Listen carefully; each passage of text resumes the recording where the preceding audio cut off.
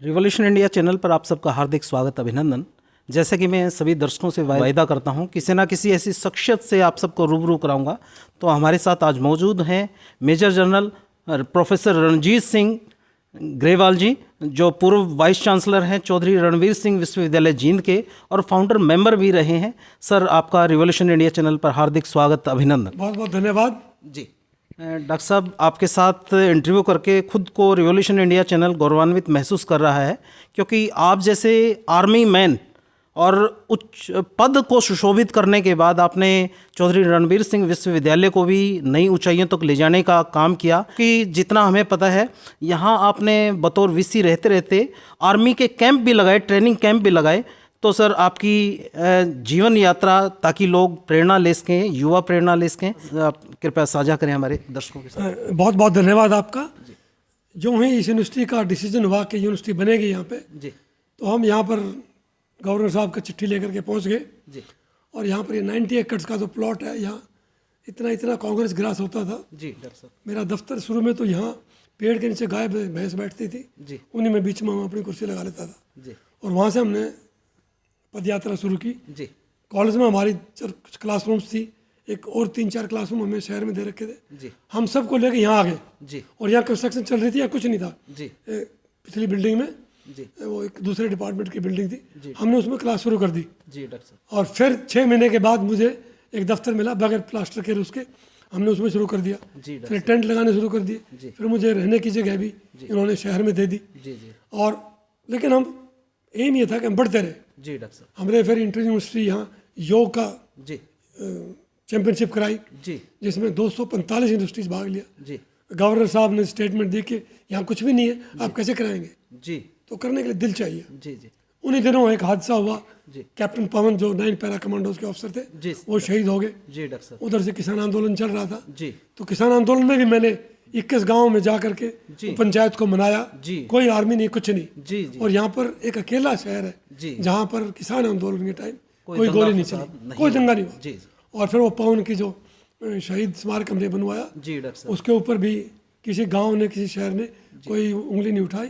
जी। और हमारी स्कीम ये है कि यहाँ पर जैसे कैप्टन पवन का शहीदी स्मारक बना है, जी डॉक्टर साहब। ऐसे जितने भी हमारे शहीद हुए हैं जवान और अफसर्स, जी। उनकी जीवनी यहाँ पर होनी चाहिए। निश्चित तौर ये हमारा शुरुआत थी। जी। फिर हमने डिपार्टमेंट बढ़ाए।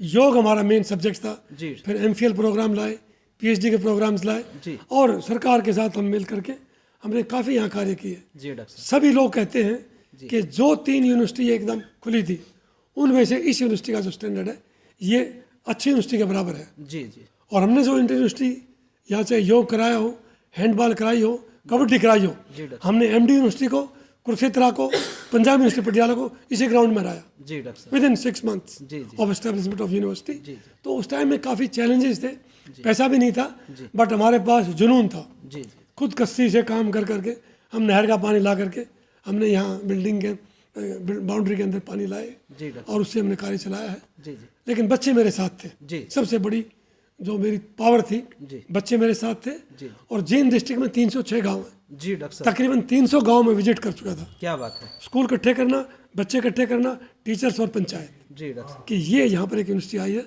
आपका योगदान जरूरी है। जी डॉक्टर साहब। पहला हमारा कन्वोकेशन हुआ, जी, तो गवर्नर साहब ने कहा, ये फ्रंट लाइन में ये गांव के जो लोग बैठे हैं, ये कौन है? जी, ये वो 150-200 गांव के सरपंच है। जी डॉक्टर साहब। कन्वोकेशन में सरपंच का ना कोई आप सुनेंगे नहीं है। जी, तो इस प्रकार हमने मिल करके इस यूनिवर्सिटी को काफ़ी आगे किया। जी, जी। और सरकार की सपोर्ट थी, और अब आगे चलते रहे। जी डॉक्टर साहब, जैसा कि आपने योगा के बारे में बताया, आपको हमने खुद अपनी आंखों से योगा करते हुए इस आयु में भी, मतलब लोगों के लिए प्रेरणा के रूप में स्कूल कॉलेजों में जा आपने योगा के प्रति जागरूक किया।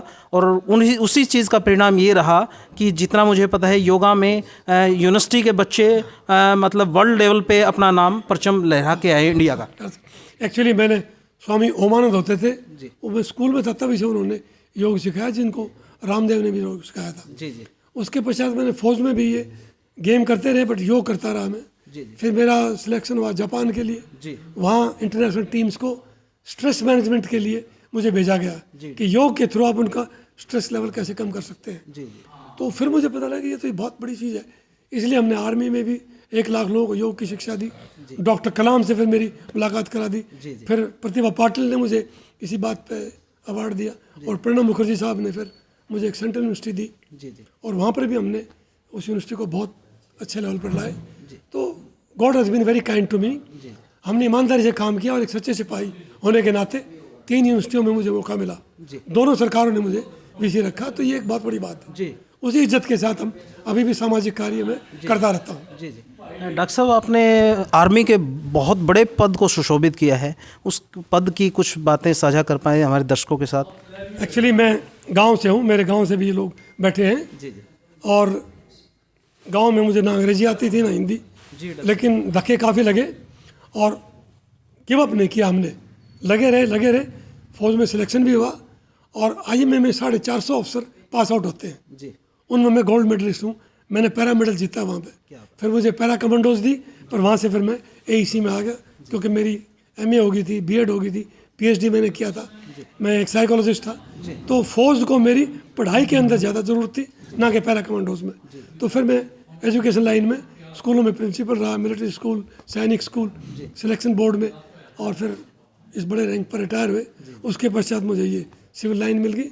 तो मैं ये कहना चाहता हूँ कि अगर आप मेहनत करें, ईमानदार रहें और देशभक्त रहें, तो आप किसी भी ऊंचाई को आप हासिल कर सकते हैं, ये मेरा मानना है। जी डॉक्टर साहब, आज का क्या कार्यक्रम था? आज आप बतौर मुख्य अतिथि खो खो की जो नॉर्थ जोन की इंटर यूनिवर्सिटी चैंपियनशिप थी उसमें मौजूद रहे, तो उस कार्यक्रम के बारे में माननीय VC साहब का बहुत बहुत धन्यवाद करता हूँ कि प्रोफेसर रणपाल जी ने मुझे यहाँ इन्वाइट किया, और मैं 4 साल के बाद यूनिवर्सिटी में आया। मुझे जब यूनिवर्सिटी दिखाई दी तो मैंने बहुत खुशी हुई। जब आप पौधा लगाते हैं वो फल फूल रहा है। और नॉर्थ जोन जो खो खो चैंपियनशिप इन्होंने कराई, बहुत अच्छे ढंग से कराई, और अच्छी टीम आई, अच्छा भाग लिया लोगों ने। इतनी सर्दी में भी चैंपियनशिप नई यूनिवर्सिटी में कराना, उनका रहन सहन, उनका एडमिनिस्ट्रेशन देखना, ये बहुत बड़ी अचीवमेंट है यूनिवर्सिटी की। इसके बाद मुझे पता लगा कि यूनिवर्सिटी एक और अच्छी इवेंट कराने वाली है इंटर यूनिवर्सिटी की। डॉक्टर साहब, मैं देख रहा था जब आप यूनिवर्सिटी में प्रवेश किया, आपके पूर्व के कर्मचारी आपके पैरों को लेना चाह रहे थे, आपसे आशीर्वाद लेना चाह रहे थे। वो आपका प्रेम, वो आपका उनको दिया हुआ आशीर्वाद जो उनको मतलब उनको प्रेरणा के रूप में दिख रहा था, वो अपने आप में आपके किए हुए कार्यों को दर्शाता है कि वास्तव में आपने बहुत कुछ यहाँ यूनिवर्सिटी के लिए किया है। ये क्योंकि यहाँ इलाका काफ़ी ख़राब था, तो हमारे पास पैसा था नहीं, तो मैं एम्प्लॉयज़ के साथ, स्टाफ इनके साथ, स्टूडेंट्स के साथ, ये निशान तब होते हैं जब आप कसी से काम करते हैं। जी डॉक्टर साहब। अब मैं सोशल सर्विस करता हूँ, पहले मैं अपनी यूनिवर्सिटी में कसी से काम करता था, तो वो एम्प्लॉयज़ देखते थे, उनके साथ ईमानदारी से काम करना। और जितनी भी भर्तियाँ हुई है, मैंने किसी की चाय नहीं पी है। क्या बात, ये ईमानदारी से भर्ती की हमने, बहुत बड़ी। और भगवान से डरते हैं, बाकी फौजी आदमी तो डरता नहीं। तो इसलिए वो काम किए। इस कारण ये एम्प्लॉयज़ जिनकी कोई सिफारिश नहीं थी वो भर्ती हैं, वो परमानेंट भी हैं, और वो उन्होंने कभी सोचा भी नहीं था कि मैं यूनिवर्सिटी में ऐसे परमानेंट नौकरी पे आ सकता हूँ। वही सेंट्रल यूनिवर्सिटी में, सेंट्रल यूनिवर्सिटी के एम्प्लॉय जब आते हैं तो वो पैरों की तरफ हाथ डालते हैं। अच्छा लगता है कि कहते सर हम तो सोच भी नहीं सकते, क्या क्या खबरें सुनते हैं, करप्शन है देश में। ऐसा नहीं, कोई करप्शन नहीं है। हम एक सच्चे सिपाही हैं, हमने ईमानदारी से काम किया, आप निश्चित रहो, काम करते रहो, इसलिए वो इज्जत करते हैं। रात को 1:30 बजे तक ये टैंक हमने साफ किया था। जी डॉक्टर साहब। क्योंकि नेक्स्ट डे इसका इनॉग्रेशन था। 1:30 बजे अपने एम्प्लॉयज के साथ हम इसको पहले बाजार में धुलवा के लाए, फिर रात को इसको हवा से सुखवाया, और नेक्स्ट डे इसका इनॉग्रेशन किया। तो जब ऐसे काम करेंगे आप, तो एम्प्लॉयज आपको जानेंगे। डॉक्टर साहब, जैसे आपने यहाँ आर्मी की फोर्स भी यहाँ गिरवा दी थी, लोगों को, बच्चों को ट्रेनिंग दी, जींद के लोगों को एक नया एक्सपीरियंस दिया। जींद के लोगों ने उन टैंकों पर चढ़कर उस वीरता के सीन को देखा है, जिया है। उस प्रकार की यादें अब भी जींद के लोगों के दिमागों में है।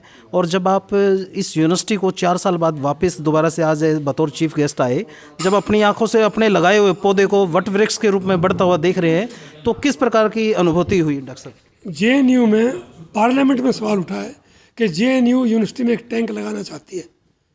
नेहरू जी के टाइम की यूनिवर्सिटी, जी, टैंक नहीं लगा उसकी, वो टैंक रखा आपके गेट के ऊपर। आप काम कीजिए, पब्लिसिटी और ये स्टंट छोड़ दीजिए, कोई बच्चा अपोज नहीं करेगा। ये देश की शान है, ये शहीदी स्मारक है एक तरह का। पाकिस्तान का पकड़ा हुआ टैंक, तो उसको क्यों नहीं पसंद करेंगे बच्चे। इसी प्रकार मैंने हमारे कोर्स में थे जनरल रावत, उनसे बात करके जनरल पूनिया से, और यहाँ टैंक बुलवा लिए। और 90 किलोमीटर का ये एकड़ का इलाका था। तो मैंने कहा बच्चों को टैंक पर घुमाइए। तो वो कहते सर इनकी गार्जियन कौन होगा, इनको पैराशूट बांधो और हवा में लेके जाओ। मैंने कहा मैं इनका गार्जियन हूँ। कहते नहीं फादर के साइन चाहिए। गेट के अंदर ये 3000 बच्चे का गार्जियन मैं हूँ, मेरी जिम्मेदारी है। सबसे पहला टैंक पर मैं बैठा था, सबसे पहला जंप मैंने किया था यहाँ पे। तो जब बच्चों के सामने आप इस उम्र में जंप करेंगे तो बच्चे करेंगे, तो इसलिए वो एक बहुत कामयाब एक एक्सपोजर था बच्चों के लिए। जी। डॉक्टर साहब जैसे आपने बताया अभी आप समाज सेवा कर रहे हैं, तो समाज सेवा का काम बड़ा अनूठा काम है। जनता आपके साथ किस प्रकार से जुड़े, क्योंकि आपकी यहाँ की पुरानी यादें भी हैं और नए तरीके से अब आप ये जींद के लोगों से थोड़ा दूर हो चुके हैं, लेकिन जो लोग आपके साथ जुड़ के समाज सेवा करना चाहते हैं उनके लिए कोई संदेश? एक्चुअली मैं यही कहना चाहूँगा कि जैसे आज मैंने एड्रेस में भी थोड़ा सा जिक्र किया था, आज देश को और खासकर हरियाणा को सबसे जो खतरनाक चीज़ चल रही है वो है नशा। क्या बात। हमारे विद्यार्थियों में जो पंजाब से और पाकिस्तान से जो नशा आ रहा है उससे हमने उसको दूर रखना है। दूसरा है बच्चे आउटडोर नहीं करते हैं, गेम्स नहीं खेलते, योगा नहीं करते, स्ट्रेस में रहते हैं। कोटा के अंदर 15 बच्चों ने सुसाइड कर लिया। उनकी सुसाइड करने की उम्र है नहीं जी। तो उनके पेरेंट्स, उनके टीचर्स, उन सब ने जो उन बच्चों को बड़ा किया है उनके लिए तो ये बहुत बहुत दुख की बात है जी, पीड़ादायक। तो हमने अपने बच्चों को mentally, physically, emotionally, spiritually strong बनाना है। एक बच्ची को ड्रैग कर रही है गाड़ी 15 किलोमीटर, 20 किलोमीटर, एक बच्ची को आप काट रहे, फ्रिज में रख रहे, ये हमारी संस्कृति, ये हमारी संस्कृति नहीं है। हमने अपनी संस्कृति को लाइव रखना है, बच्चों को मजबूत करना है और देशभक्त बनाना है। नेशन फर्स्ट थ्योरी चलेगी तब जाकर देश आगे बढ़ेगा, नहीं तो चाइना और पाकिस्तान आपके सिर पर बैठे हैं। ये मेरा आखिरी संदेश होगा हमारे यूथ को। जी, बहुत बहुत धन्यवाद। मैं दर्शकों को इसी विचार और इसी सोच के साथ छोड़े चलता हूं कि जिस प्रकार से इन्होंने अपना जीवन राष्ट्र सेवा के लिए समर्पित कर दिया, उसके बाद शिक्षा के क्षेत्र में आके बतौर कुलपति चौधरी रणवीर सिंह विश्वविद्यालय एक पौधा लगाया और आज वो वट वृक्ष का रूप धारण कर रहा है और वर्तमान में समाज सेवा करके लोगों के लिए प्रेरणा का काम कर रहे हैं। ऐसे प्रेरणा स्रोत को आप जीवन में अपनाकर अपने उन्नति के मार्ग को पा सकते हैं। धन्यवाद। देखते रहिए जय हिंद, जय भारत, रिवॉल्यूशन इंडिया, वंदे मातरम।